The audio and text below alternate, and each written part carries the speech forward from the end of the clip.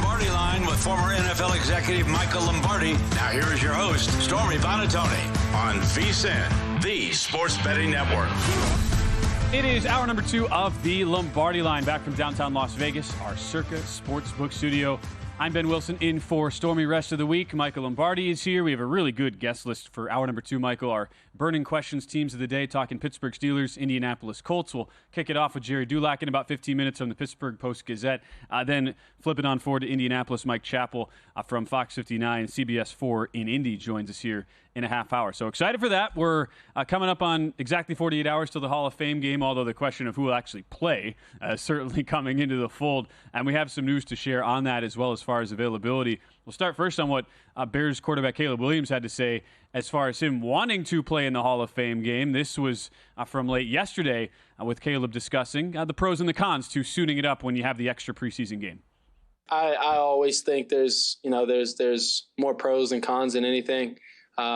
Especially for a young guy like myself. The reps are always paramount for anybody like myself. A young rookie, second-year guy, third-year guy. It's paramount. It's really important. And we'll see about these preseason games coming up, how they play out. We can flip it forward right now because just a few minutes ago, speaking after Bears training camp practice, head coach Matt Eberflus says not only will Caleb Williams not play in the Hall of Fame game Thursday, but also none of the first-team starters will go at all. So get ready for a whole lot of Tyson Bagent to kick off your 2024 football viewing experience. Well, it's not look, you can't play. Here's the problem you have when you're trying to put together a preseason roster is you've got to ask yourself, who's the backup offensive line?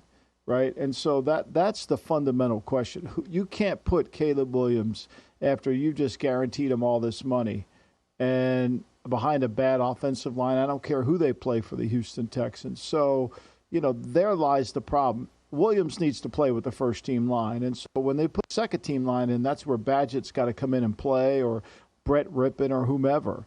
And the Bears' depth in the offensive line has yet to be revealed. They're going to have to determine that. It's going to take some time. So, look, as much as you want to play, there's going to be games. They're going to have some inter-squad scrimmages, which will certainly help Caleb Williams. But this game is going to be too easy. It's going to be a cover 3, cover 1 game, and there's too much risk. If you don't play your starters, you can't really play the quarterback. It makes a lot of sense, and there will be plenty of reps for Caleb still to come in training camp. That latest line, just getting some of the updated odds screen here, Houston still 1-point favorite.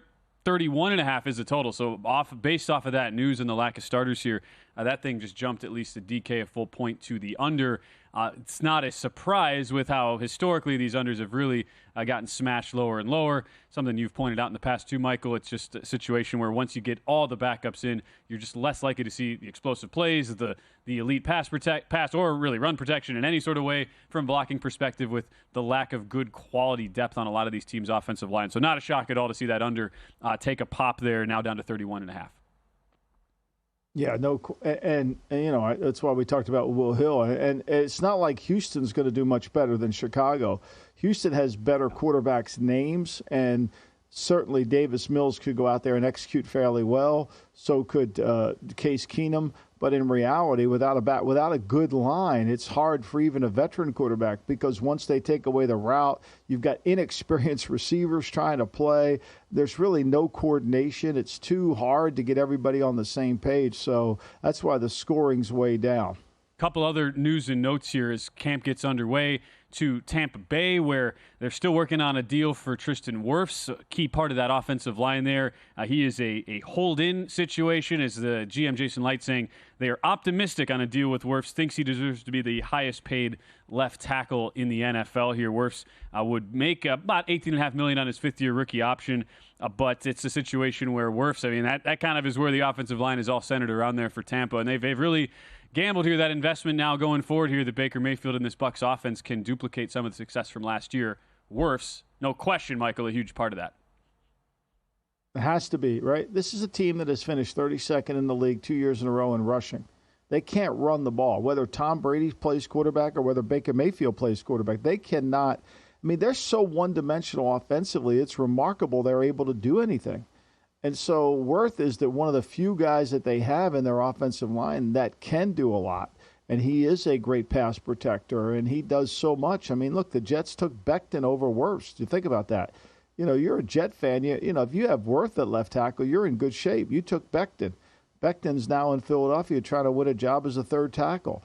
So they'll pay Worth. I think I saw Jason Light come out and say we'll make him one of the highest paid. They have to. They have no choice but to, and he will be, and it'll be worthwhile. It's like Trent Williams in San Francisco. They're going to have to pay Trent Williams. You can't leave that alone. And Christian Darrisaw, he was the latest to get signed as far as those left tackles for Minnesota, about $26 million a year. I just signed his deal pretty recently. The question I have on Tampa Bay, you figure the worst deal that will get done, but you're investing a lot here at center. I mean, Graham Barton is the round 1 draft pick, and you talk about an offensive line. You just detailed all the struggles. Reasonably, what can you expect from Barton coming in right away? Super important position, too, in the league, coming in as a rookie center starting from day 1. When you pick, I'll have to reset, Michael. I was so excited to hear what he had to say. This is a show where you get excited about what people have to say on a rookie center in a Graham Barton. Again, that's the big news on the Buccaneers side of things.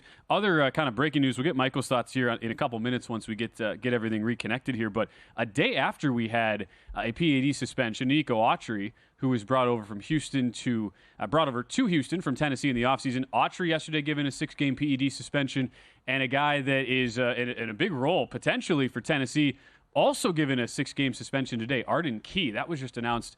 There was really not much of a comment given from head coach Brian Callahan. He basically said, I don't have much to say on it. But Key expected to be a key starter opposite Harold Landry on this rebuilt Titans defense. But Arden Key now out 6 games as well. So that is back-to-back days where pretty focal points of individual AFC South defenders are out due to that 6-game PED suspension. And it was a situation where Key had the third most sacks by any Titan on the defensive side last year, was 6 last year. So that's certainly a big loss on the Tennessee front. Other news of the day, too, talking Matthew Judon. In case you missed that, we discussed it to start the show. But Judon even though he was participating in the non-padded drills, he sat out practice on the first day of full pads yesterday. Super animated on the sideline, getting into it. As he has expressed his displeasure with a lack of a contract extension there. After it was amended last year, he's set to earn around $7.5 million going through this year. But that was the other big story as well coming up. We're just finishing the thought here, Michael, as we have Michael back. Just on the center position, what do you expect there for the Tampa Bay Buccaneers and Graham Barton, who was invested in as a first-round draft pick this year, trying to fortify an offensive line that's had so many struggles? Yeah, they've put money in the line. They just haven't been able to hit with the picks. They've got to hit with Barton. They've got to be able to get some kind of movement. I mean, they can't. Baker Mayfield's a quarterback who needs to have balance in the offense. And, Worth is one of the key components. I mean, he can go into Detroit when they play Detroit and block Aiden Hutchinson. So it gives them an opportunity, when they do it. Atlanta doesn't have a great pass rusher. So when they play within the division, Ganderson down in New Orleans certainly gives them some trouble. But for me, Burns is no longer in Carolina, but Worth is one of the best players in the South in terms of his position at left tackle. They need him, but they're going to have to get Barton to catch up to speed really quickly, or else this isn't going to work. I mean, that's going to be the key. They have to get more production out of that offensive line, and it starts with run blocking, which is usually when you're dealing with these teams, you're not dealing with a run block, you're dealing with a team that can't pass protect, but this team can't run block. I mean, they've got Cody Malch in there at right guard. He was a second-round pick. They've got a second-round pick at right tackle. They got a first-round pick at center. They signed a free agent from the Giants, and then they got worse. So, I mean, they've put money into it, and they've got Robert Hansey, who they drafted in the third round in 2021, backup center. They just got to hit with these picks, Ben. Yeah, it is fascinating how it's sort of the reverse of what you would expect based on where the struggles have been. And it's kind of been a line, and they've been snake bit. You go back to Ryan Jensen, lost for the season in camp a couple years ago when they felt like they'd finally had everything solid in place for Tom Brady toward the end of his run in Tampa Bay. A big question mark there for a line that has a lot to get excited about, how the integration and the pieces all mesh.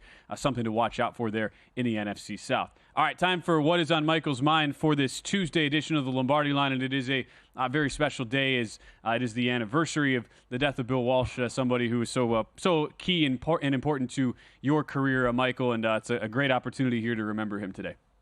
Yeah, we lost Coach Walsh way too early. 2007, He succumbed to leukemia. I got to spend a lot of time with him at the end of his life. He was very benevolent and very giving. And my regret in life has been that I left the 49ers way too early.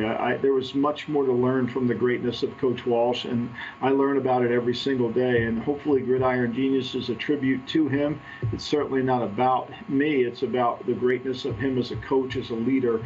And on days like today, you're always thinking about those times when I would see him walking down the hall in those khaki slacks, white shoes, perfectly pressed white shirt, and always had some interesting way of trying to explain a very complex item in a simplistic form. I owe a lot of my career, whether it's been in football, whether it's been as a writer, whether it's been as somebody who commentates on football, to Coach Walsh, and I'm very proud to have been a part of that, and I wear that 49er ring with great sense of reverence to the greatest coach that I've been around, including Coach Belichick, Coach Walsh. I'm fortunate to be around them. Yeah, hard to believe, too. I mean, it all started Washington High School in 1957, and to think from there to one of the greats in NFL history. Pretty special as well on that. Well said, Michael. Remembering Bill Walsh here, passed away on this day, 2007, there in his home state of California, and will be always good to reflect as well on his legacy, no doubt on that. All right, we still have a lot to get to here on the show. When we're going to come back, we will talk each of our two teams we discussed earlier in the show today. We have a couple great guests as well. Jerry Dulac from the Pittsburgh Post-Gazette. He joins us to talk all things Pittsburgh Steelers. A lot of news, too. Some injuries, some concern about reps at the quarterback spot. We'll get Jerry's take on that when we come back. Then also in about 20 minutes or so, get into the Colts discussion as well with our guest, Mike Chappell. That is all still to come in our second hour of this Tuesday edition of the Lombardi Line.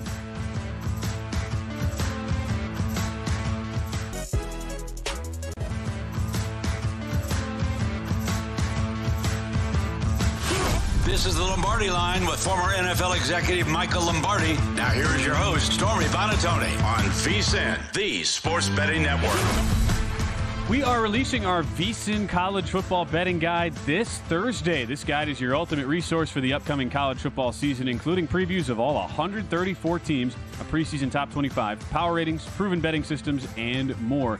And if you sign up before the end of the day tomorrow, you receive both the college football and NFL betting guides, plus full VSiN Pro access and access to all of our daily Pro Picks 24/7 video, all the way through the Super Bowl at an early bird discount price of just $175.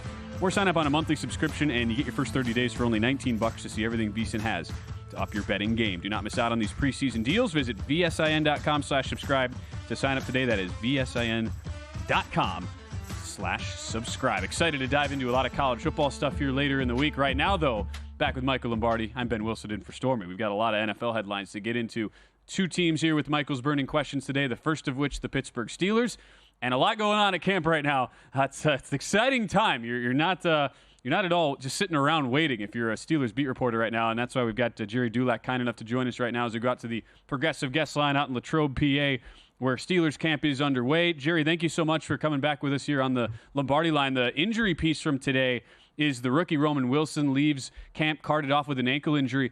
As far as the expectation of his role in the offense to start out in, on an offense where we figure there's going to be some rookies that are heavily relied upon here early, Jerry, what's kind of been your expectation on Wilson? How was he being used early on before this injury kind of dampened his progress here earlier today?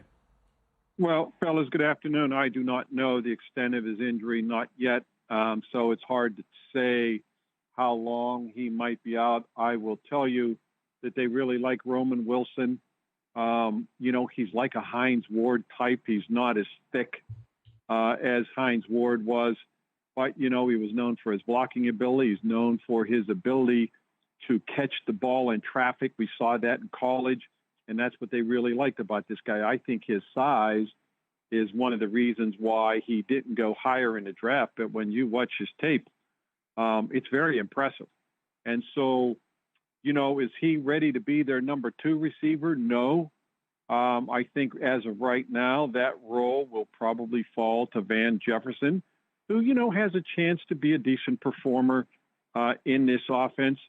But, there's been a lot of talk, of course, during the offseason about the Steelers' interest in Brandon Ayuk. I've never thought that trade was going to happen only because of how much the 49ers were asking.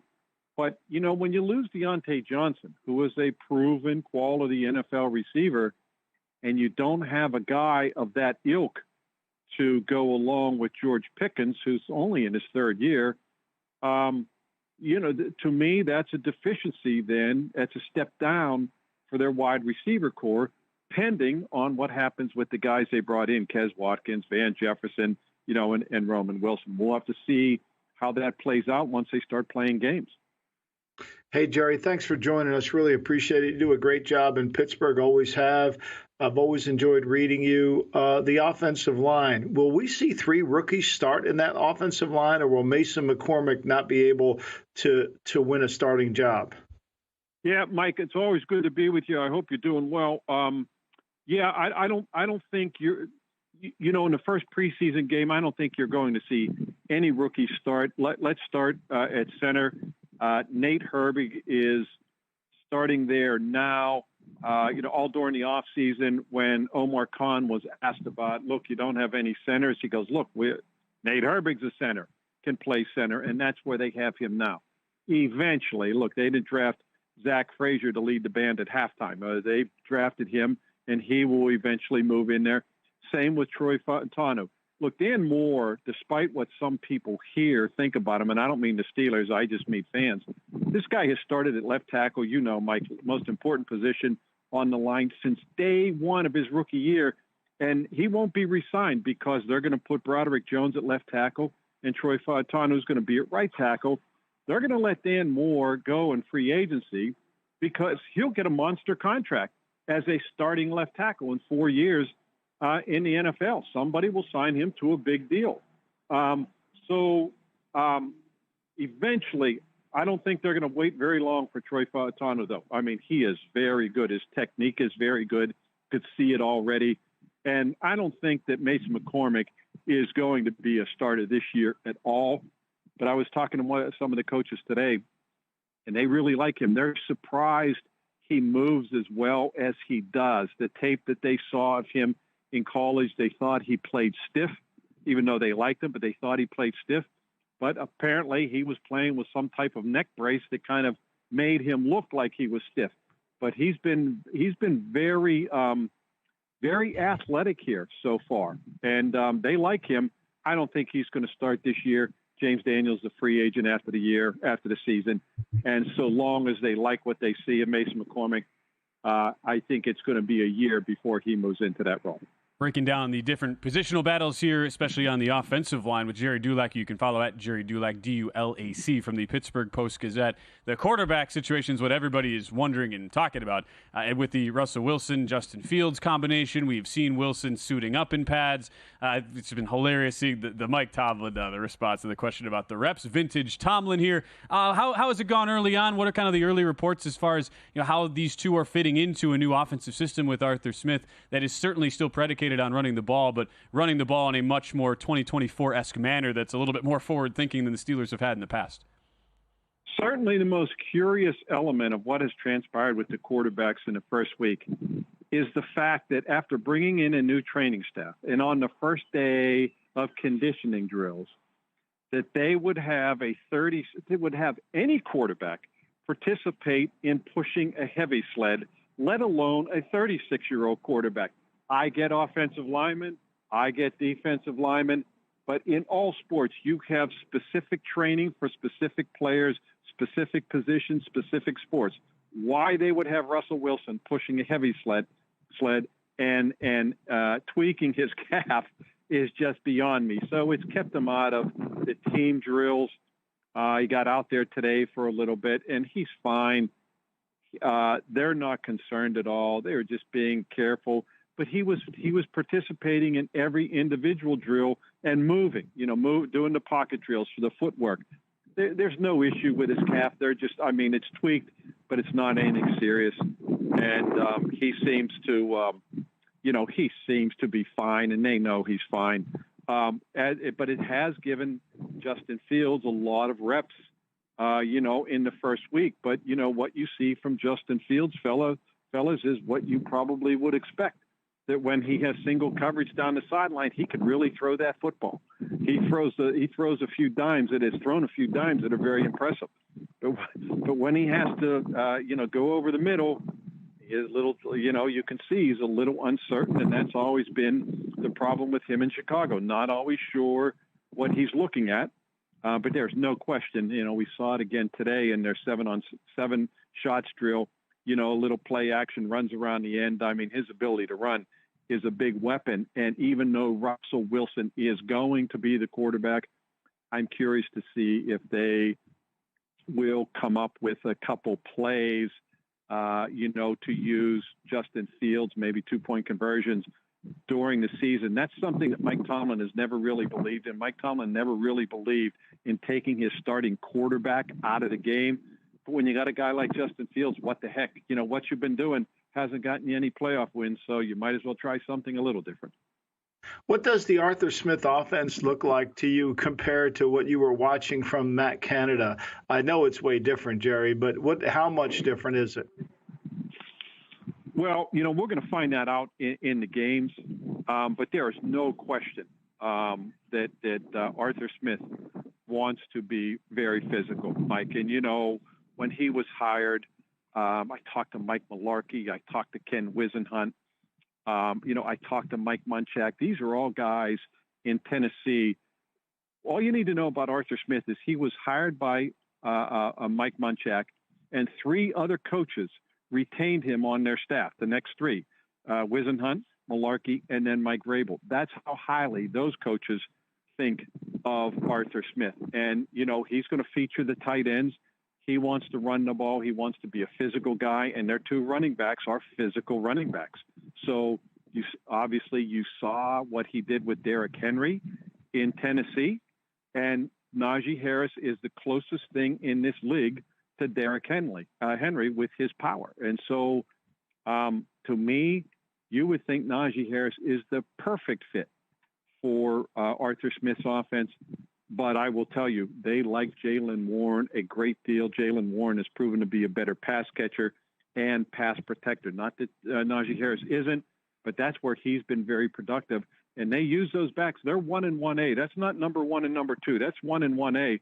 And I expect those backs, and you see the attention they paid to the offensive line.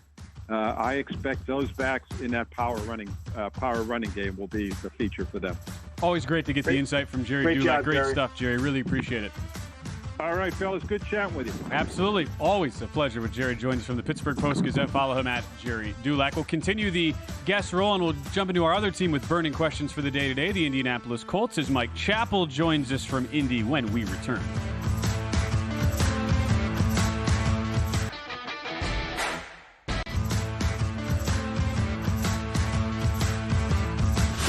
This is the Lombardi Line with former NFL executive Michael Lombardi. Now here is your host, Stormy Buonantony, on VSiN, the Sports Betting Network. Hour number 2 of the Lombardi Line continues from downtown Las Vegas. I'm Ben, in for Stormy rest of the week. Stormy enjoying a great vacation in Maui right now. I saw some pics, Michael. So she's living her best life. She'll be back. So I think as we get into the first full week of preseason, so excited for that. And it's been great to go through here our different reporters and get some different insights on teams. Just a great segment there with Jerry Dulac talking Pittsburgh Steelers, and we're about to get another one here from Mike Chappell as we go out to Colts camp, talk a little AFC South football here with the Indianapolis Colts as we head out to our progressive guest line right now. He's a reporter for the Colts, works for Fox 59, CBS 4 there in Indy. Mike Chappell joins us right now. Mike, thanks so much for joining us. And a big thing we've been talking about, especially with some of our guests involving quarterbacks returning from injury, is just, okay, what are the early returns? How are they looking here through offseason practices and into camp? What's been your view on the Anthony Richardson piece as all eyes are on him and his return back to full health? Probably that he's not missed practice. He's not missed any reps with the ones. And, I had a little bit of question coming into camp about how his shoulder was because, he missed the last day of mini camp. So you have questions, but he looks fine. We see the strong arm. He's completing about, 70, 75% of his throws in 11 on 11. Make of that what you will, because, you still can't hit the quarterback, but I think he looks fine. He's run when it's required and run when they wanted him to. So early on, after 4 practices, thumbs up. Mike, when one of the concerns when you watch this team last year is bad quarterbacks. Aiden O'Connell threw for 283 yards against them at home. What do you think they've done to improve their pass defense this year based on what you're seeing at camp? Well, they drafted Latu, which he was their top defensive player on the board because they had to take a chance to take anybody they wanted. And we've seen he looks good. He looks fast. Yeah, but you don't know. Today was the first day in pads, and he looked the same. He looked fast. He blew past 2 or 3 tackles on 1-on-1s and an 11-on-11. So it's going to be getting better from within because they really didn't go outside. This is bringing everybody back outside of the draft pick, again, the first-round pick. So it's getting better from within, and that means the safeties and the corners, who I still have a little bit of question about. But the pass rush should be pretty strong, although they lose Samson Ebukam yesterday with an Achilles. I think it just maybe accelerates how quickly Latu plays early on. And with that Ebukam piece too, the front seven in general was always the unit that was sort of helping to amend and basically cover up any of the weaknesses from the secondary that was pretty poor once opposing quarterbacks had time to throw on him. Where does the depth now sit here with Ebukam, who's a very, very valuable rotational piece for the Colts? How does that kind of change the calculus and as you look at it from the D-line into the front seven piece of it this year for an Indy team that certainly relied on that part of its defense a lot to generate a lot of pressure and success? Yeah, it's funny. If you ranked the top 10 players on the team, he probably isn't one of them, which isn't. I don't mean that as a knock, but he was their leading sack guy last year, 9.5, and all of a sudden you've got to replace 9.5 sacks. Well, that's not so easy to do, and so I just think it's going to be more of Dayo Odeyingbo and Tyquan Lewis on the outside. But again, when they get in, and it's funny how fans and sometimes the media we get hung up on who starts. That doesn't really matter with this team. It's who's in on the money downs in the fourth quarter and passing downs, and it's going to be Latu. He's going to be out there. I just again think that with the injury to Samson, I just think it's going to mean if Latu is going to get 30 reps, maybe he gets 40, and if that gives him more opportunities again when you've got a defensive line with Kwity Paye, who's coming off his best season, and DeForest Buckner, who simply keeps playing as well as any free technique in the league. I think they're going to put Latu in positions to where he gets those one-on-ones because you can't double-team Buckner, you can't double-team Kwity Paye and all these guys. But I think they're going to try to put Latu in some advantageous rush positions. And I don't know, is he a double sack guy as a rookie? I don't know. Maybe. I remember back when Dwight Freeney, who's going into the Hall of Fame this weekend, was a rookie. He didn't start until like the 8th or 9th game against Philly, and then he just went off the charts. He would have been Rookie of the Year had it not been for Julius Peppers. I'm not predicting that kind of impact from Latu, but I think they would love it, and I think they're going to try to put him into positions to where he can have that kind of impact in passing situations. Let's shift. Last year, all we talked about was Jonathan Taylor's contract. Now, this year, he's signed, sealed, delivered. What does he look like? How different does this Colt offense look with him back there full time? Yeah, totally different. I mean, we talked about this in the offseason last year. Well, boy, what's the pairing going to be with Taylor and Richardson? Once Taylor gets back, he misses the first 4 games. And they played 2 plays together last year, too. And the game that Richardson had the shoulder injury is the game that Taylor came back. So they really haven't had a chance to see what these guys can do. They believe that if Richardson can stay on the field, which I think he will, I think the injury, injury-prone thing is sort of overblown, but I understand it.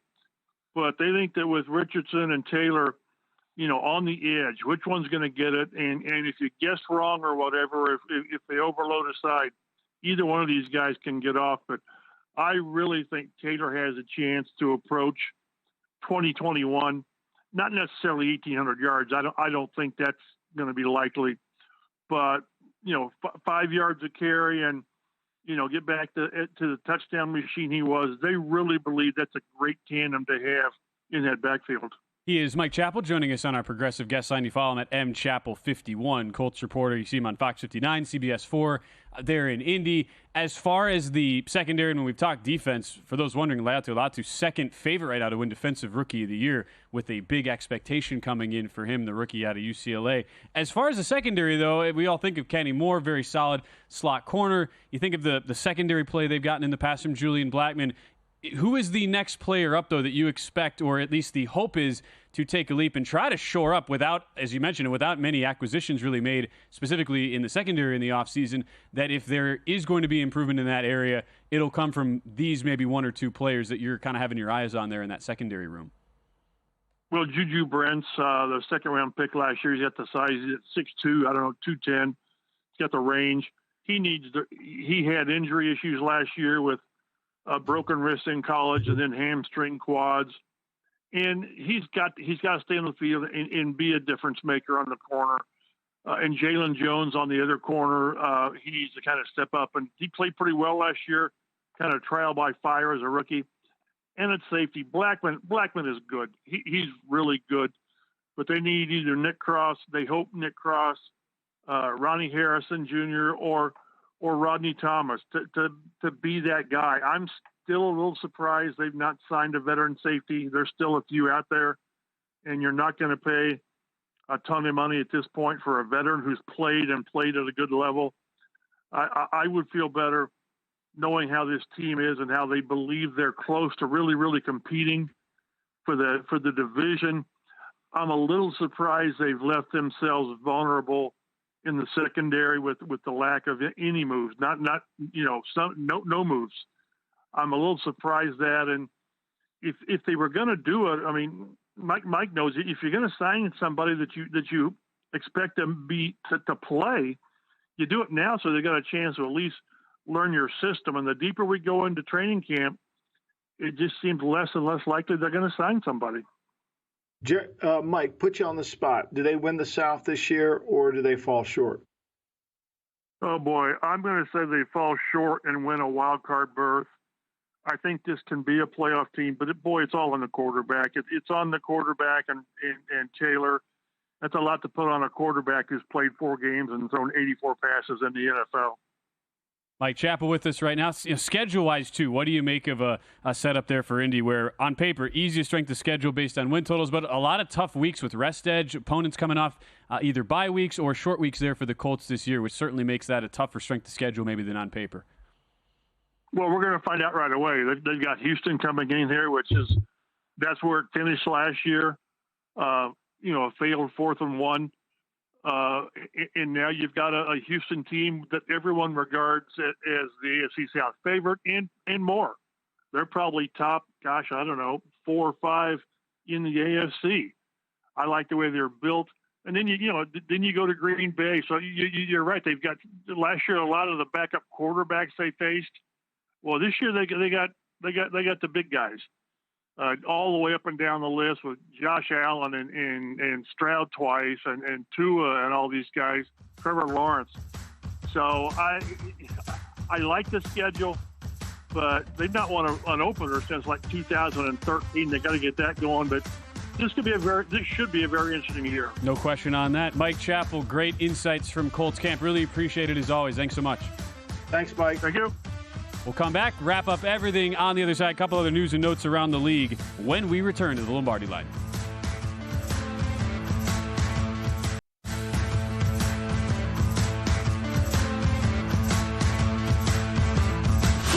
This is the Lombardi Line with former NFL executive Michael Lombardi. Now here is your host, Stormy Buonantony, on VSiN, the Sports Betting Network.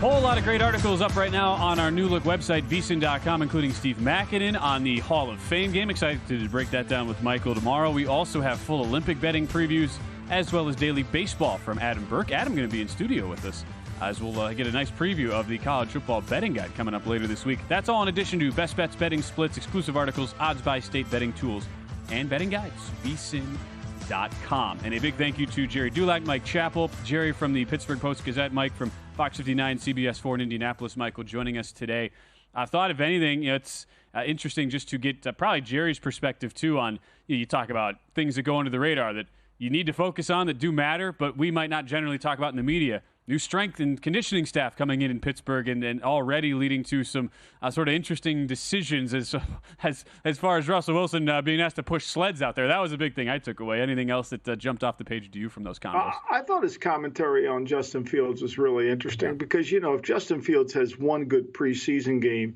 the worldwide leader and all his compadres there are going to want to demand that he has MVP voting and be the starter. But I think Jerry, being a seasoned beat writer, has covered a lot of good Steeler teams, can see the difference between a completed pass and a quarterback who can function within an offense. So I wouldn't be rushing to the window to bet Fields for MVP, nor would I rush to the window to bet for him to become the starter.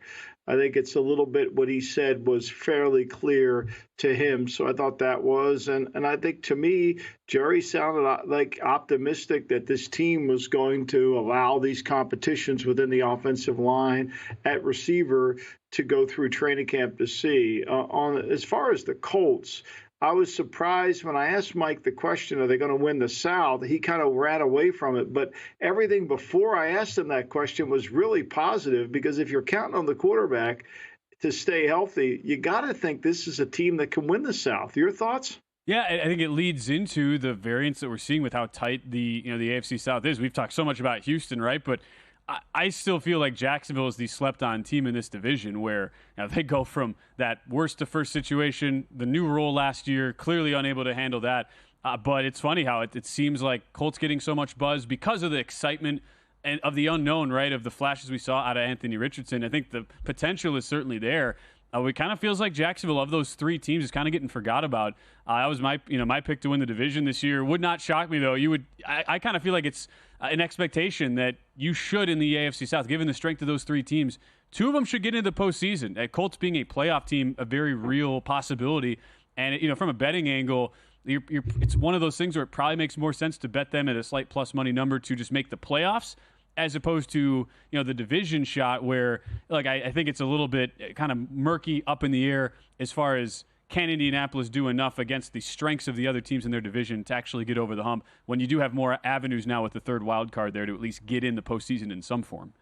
Yeah, I think the other thing Mike made a great point about is, and I'm sure many people here that listen to our show, Ben, and that listen to our network have all too familiar with Indy not winning opening games, because year they went down to Jacksonville that it looked like a slam dunk. There went most of Survivor out of the tournament. So, yes, I do think they need to start faster and be better prepared to handle it. They lost to they've lost twice to Jacksonville last year.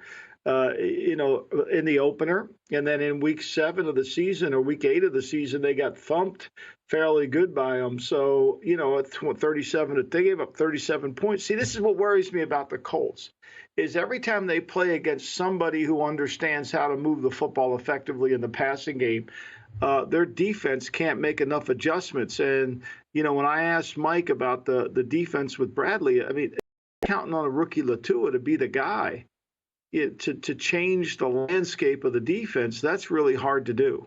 It's a lot of weight to put on, admittedly, shoulders who can lift a lot, but that's in a different sense there for Latu, who, you're right, without any other real key additions, comes in and is going to have the burden, especially now with you lose another key piece, at least as far as rotational guys, and a Samson Ebukam out with that Achilles injury. Speaking of the division, though, some other news that comes out. It's interesting how back-to-back days now, Michael. We had yesterday Danico Autry hit with a 6-game PED suspension, who was brought over from Tennessee to Houston. Now today, Arden Key, part of a front seven where, Tennessee, it looks on paper as though, as much as the Titans bolstered the secondary, front seven looks to be a weakness of that defense, and now you lose Key, who was the third leader in sacks on that team a year ago. Right. And remember, Key was in San Francisco where Rand Carthon was there. And look, they're going to need everything, because that secondary got exposed last year. And there's no question about that. Now, I know they signed Snead to help. But when Key was going good, he played well in Jacksonville 2 years ago. Didn't think he played to the same level that he played in Jacksonville for Tennessee this year. But I think the big thing for Tennessee is going to be, can they have enough defensive front guys to help Simmons out inside, which is interesting. They're going to need to do that. The kid they drafted from Texas, Sweat, is a little bit like the Tart kid who they let go. Very talented, but not sure he loves football. But I think the bigger issue here is, do they have enough team speed on defense with Murray as the middle linebacker? Murray didn't really play exactly great down there at the Chargers as a first-round pick. He was kind of a weak link within their scheme. And I think when you look at Tennessee's inability to create turnovers with their defense, I think to me that's a real issue. So, Tennessee, a lot of this is how their defense plays will be relative to what they're going to do offensively, right? I mean, last year they were very good against the run, because they are good against the run, but they struggled against the pass. They were 32nd in interceptions allowed, 23rd in yards per attempt. I mean, they couldn't cover anybody. And is Will Levis going to be good enough? I think to me, that's the fundamental question about this team. And also the protection in front of him. It's perennially been a bottom 5 O-line unit. You're talking young quarterback, needs time to let plays develop in front of him. When he finally had clean pockets, I mean, he was good on deep balls last year. It's just, how long will he actually be able to stand upright in the pocket? I still have a lot of doubts about Tennessee, how much improvements they've really made on that offensive line. I still have them a bottom 5 unit, at least coming into this year. It's one of those, as of many units we have around the league, Michael, it is a classic prove-it-to-me type unit before I'm going to believe that they're anything more than that bottom 5 sort of O-line we have in the league. No question. But, I think Bill Callahan can help make a difference there. And I think that's what you're counting on. Now, here's the issue, too, Ben. If you go back and study the Bengals, first when Zach Taylor went there, offensively, it wasn't pretty. And they're 32nd in almost every single category. They tried to run the spread, but without Joe Burrow running the spread, getting him in the right protections, getting him in the right things, it didn't work out. And that's my question is Will Levis going to be able to handle the multitude of offense that he has to handle at the line of scrimmage that Joe Burrow kind of sorts his way through? Because when you're an 11 team and you have an edge open all the time, you've got to always be in the right protection. You've got to make sure that you know where you're protected, where you're not protected, where you have to throw the ball to avoid the sacks, avoid the negative play. The other thing about this Tennessee team that I don't understand is they have 2 change of pace backs, Spears and Pollard. Pollard wasn't the same back. We know that. They have no thumper. They have no real thumper in their offense. And so, I know they didn't want to sign Henry. They wanted to be more of a loose play team, a guy that could handle that. But I think you got to have a little bit of power. I think Spears is a change of pace player, is good. But I don't think Pollard was the same guy he was 2 years ago. And also leads into, for a head coach coming in, first time in that role now, when you welcome in Brian Callahan, it is huge to bring in his dad, Bill, to help lead the offensive line. But we generally see, too, early on, not only adjustments on offense, but new head coaches tend to really struggle with that learning curve early on. And you're bringing in such a different look here for Tennessee. That to me is where I have doubts on the Titans right away, where you come in, it's a division that, sure, you look at opportunities within that division and maybe make things a little bit more competitive than the expectations are. But we've seen this time and again. It's not every year you get the DeMeco Ryans who comes in and you're just immediately looking like a 10-year vet on the sidelines. Yeah, I mean, look, but that team was so they hit with Stroud. Look, let's face it, they got the right system in place. You know what's amazing about the Houston Texans? They couldn't run the ball at all, and yet their offense was based all on play action pass. Yeah. And they got away with it. They're really, the yards per attempt down the field, the passing game is what made them. They couldn't run the ball. I know they had Motor Singletary running back there, and he helped a little bit, but their average per carry, their inability to really win first down, they were able to make explosive plays. Now, can Tennessee do that? We'll see. See, I think it comes back to I didn't see Levis as an instinctive rhythm thrower that can handle volume at the line of scrimmage. It was a little bit, it felt random last year with Levis. Like, there were times where you're like, oh boy, look at this deep ball, DeAndre Hopkins, 50 yards downfield. But in the middle of all that, while the highlights are great, it's the down-to-down consistency. And it seemed like, Michael, as soon as teams had film on Levis, it was like, okay, we're going to take away what you're most comfortable with. We're going to pressure you. And that is where we saw a lot of those rookie struggles. Look, it's as much as you can point to Ryan's, the system was so important. It was the 4th year of having a Nick Caserio-led roster in place. As you talk about the system, where is that for Tennessee? I don't see it right now. So I certainly feel like there was a big gap between them and 4th and the rest of that division 1 through 3. no question. I think, and defensively, there's a gap. Can they cover well enough, and can they rush? All right, are they going to be able to get pressure? No doubt. Excited for tomorrow. We'll break down the Hall of Fame game, talk some Texans in depth, and some Chicago Bears tomorrow. Michael, always great hanging with you as we wrap up this Tuesday edition of the Lombardi Line. Sharp Money coming up next. VSiN's football season deal is here, and you won't want to miss it. For just $175